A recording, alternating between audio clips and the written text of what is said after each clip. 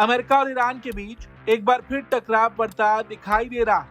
अमेरिकी सेना ने दावा किया है कि ईरान ने कुवैत, बहरीन और खाड़ी क्षेत्र में मौजूद अमेरिकी ठिकानों को निशाना बनाकर मिसाइल और ड्रोन हमला किया।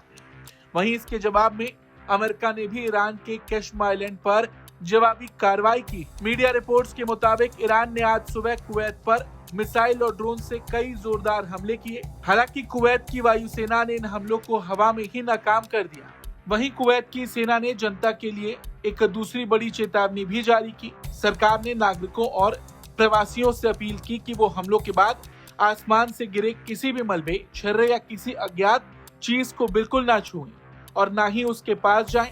अधिकारियों ने अलर्ट किया कि ये मलबा सुरक्षा के लिहाज से बेहद खतरनाक साबित हो सकता है। वहीं अमेरिकी सेंट्रल कमांड ने जो जानकारी दी उसके मुताबिक सबसे पहले ईरान की तरफ से कुवैत और बहरीन की दिशा में कई बैलिस्टिक मिसाइलें दागी गईं। इनमें से 2 मिसाइलें कुवैत तक पहुंचने से पहले ही रास्ते में टूट गईं या गिर गईं, जबकि बहरीन की तरफ बढ़ रही 3 मिसाइलों को अमेरिकी और बहरीन के एयर डिफेंस सिस्टम ने इंटरसेप्ट कर हवा में ही नष्ट कर दिया। अमेरिका ने एक और दावा किया कि ईरान ने ड्रोन के जरिए भी हमला करने की कोशिश की। इनमें कुछ ड्रोन कुवैत में मौजूद अमेरिकी सैनिकों और सैन्य ठिकानों को निशाना बनाने के लिए भेजे गए थे, जबकि कुछ ड्रोन खाड़ी के समुद्री रास्तों से गुजर रहे नागरिक जहाजों की तरफ बढ़ रहे थे। अमेरिकी सेना ने दावा किया कि उसने इन सभी ड्रोन को मार गिराया और किसी भी अमेरिकी सैनिक या सैन्य संसाधन को नुकसान नहीं पहुंचा। इन हमलों के बाद अमेरिका ने भी जवाबी कार्रवाई करते हुए होर्मुज के पास स्थित ईरान के केश्म आइलैंड पर हमला किया। सेंटकॉम के मुताबिक इस कार्रवाई में ईरानी सेना के एक ग्राउंड कंट्रोल स्टेशन और सैन्य ठिकानों को निशाना बनाया गया।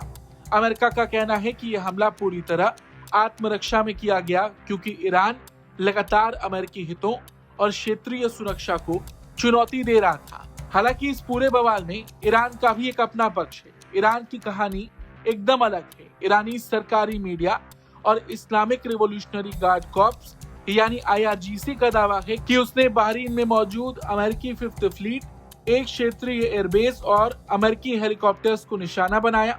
ईरान ने कहा कि ये कार्रवाई केश्म आइलैंड के दक्षिण में एक कम्युनिकेशन टावर पर अमेरिकी हमले के जवाब में की गई।